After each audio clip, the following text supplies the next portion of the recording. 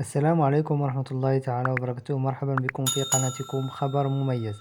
الخبر المميز لهذا اليوم هو خبر محطة أولاد زيان، شجار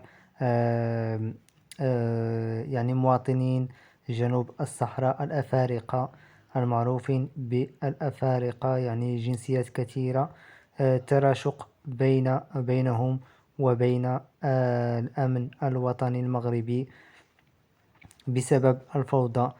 سكان والمواطنين يشتكون من تصرفات هؤلاء الأفارقة الغير الشرعيين بالمملكة المغربية، ولذا السلطات تدخلت لأنهم يوقفون سيارة الأجرة وحتى المواطنين، اعتداءات متكررة على المواطنين، وخلق فوضى.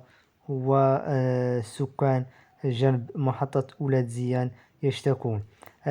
ما رأيك في هذه الظاهرة بالمغرب؟ وبالنسبة للناس المهتمين بربح اليوتيوب، إذا كنت مهتم بربح اليوتيوب